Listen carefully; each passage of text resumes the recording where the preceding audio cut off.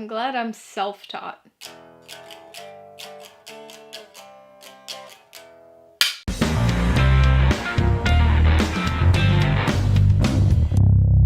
Hey everybody, welcome to Mainly Movies.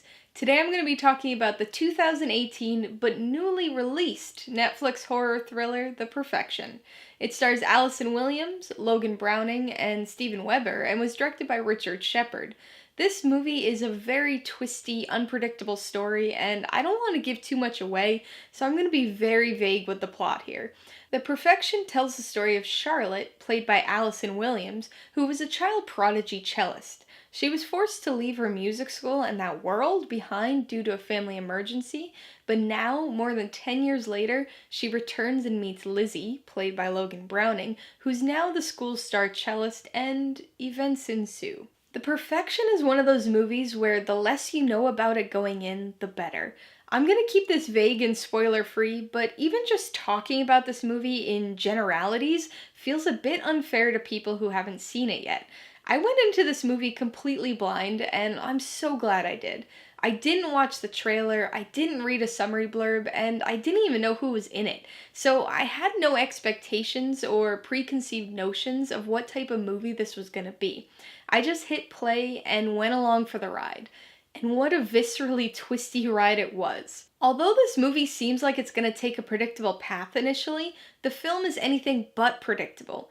Yes, there are twists, but it's not like other movies where one major revelation at the end changes everything. There are multiple points throughout this movie that cause shifts. Shifts in the plot, in our perspective of the characters, in the tone, in the storytelling and visual style.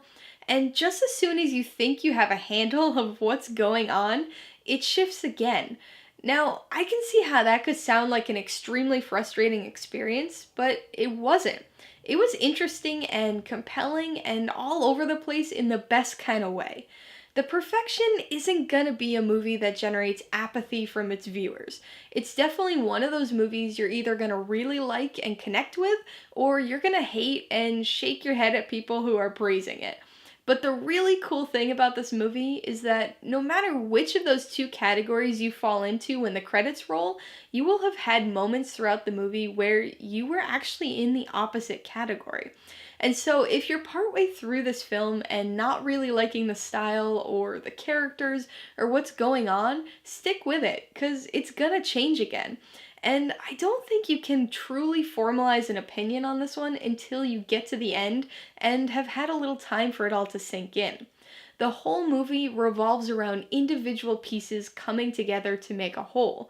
This comes into play with the plot itself, culminating in a visually and emotionally striking final shot, but the structure of the film encompasses that theme as well. It's broken up into 4 chapters that all flow together and work towards propelling the story forward, but they're tonally fairly different. Each chapter brings about one of those shifts that I was talking about, and takes the story in a unique direction that somehow still remains reminiscent of a subgenre of thriller or horror. The movie has a lot of moments that are gonna be divisive. There are gonna be moments that make you uncomfortable, and those moments of discomfort are gonna vary from person to person. The gory, violent scenes might get to some people. The gross scenes might get other people. The characters or the actions those characters take will affect still other people. Whatever it is, there's probably gonna be a moment in this movie that you think went too far or is just plain ridiculous. But remember, it's just one part of a whole. A single note in the overall composition. And this is one crazy, intricately crafted composition. The mysteriously twisty story takes you all over the place and goes so many different directions with its plot and its tone and the style, yet it still works as a cohesive thriller. The technical aspects of this movie, like the cinematography and especially the sound design, far exceeded my expectations of a Netflix movie. It struggles with a few shift transitions and puts a little too much emphasis on its art house sensibilities at a couple points, but a few sour notes can't drag this extraordinarily tense and unpredictable movie down. Just because it doesn't achieve the perfection doesn't mean it's not worthwhile. Alright, let's talk about the pros and cons. Pro number one is the unpredictability. This movie is crazy in the best kind of way. Every time you think you figured out where this movie's going, it veers in another unexpected direction. Even the few elements that I managed to guess came about or played out in ways I didn't imagine. I always take notes when I watch a movie I'm gonna review, and my notes for this film have not one, not two, but 6 places where I literally wrote WTF. Between the plot, the tone, and the style, all of the twists and shifts in this film keep you entertained and on the edge of your seat. Pro number 2 has gotta be the performances, particularly from the 2 leads, Allison Williams and Logan Browning. One or both of them are on screen for about 98% of the movie, and they both give emotionally exhausting performances. Just like the film's style varies from chapter to chapter, so do the nuances of their characters and the ways in which they need to play the roles. In addition to the emotional swings, both actors have some pretty physically straining scenes too.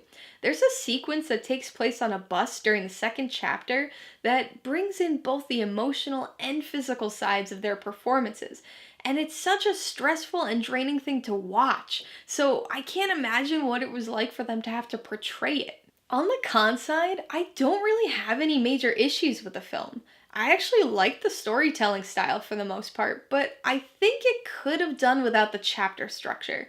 I kinda understand why they did it that way, because it does help demarcate the major twists and shifts in the story, but that degree of blatancy is really unnecessary. It's not a big issue or anything, but it does come across a tad bit pompous. I'm gonna give The Perfection 4 out of 5 paws.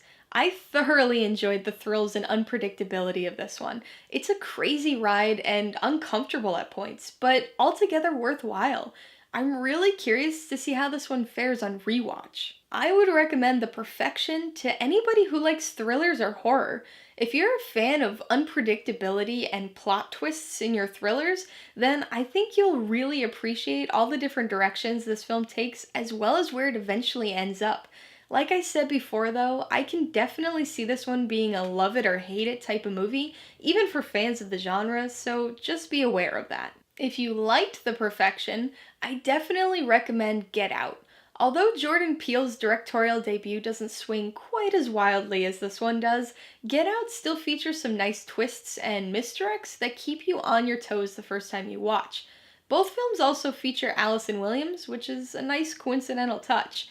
If the gore and horror aren't really for you, but you liked the music-centric thriller aspects, be sure to check out Whiplash for an incredibly tense and well-crafted percussion drama. Alright, a couple questions for you guys. Number 1, have you seen The Perfection? If so, what'd you think of it? And number 2, what's a movie you love despite it making you uncomfortable at times? Be sure to leave your answers in the comments below so we can get a discussion going. Alright, so if you got some enjoyment, insight, or information out of this review, I'd appreciate it if you'd hit that like button.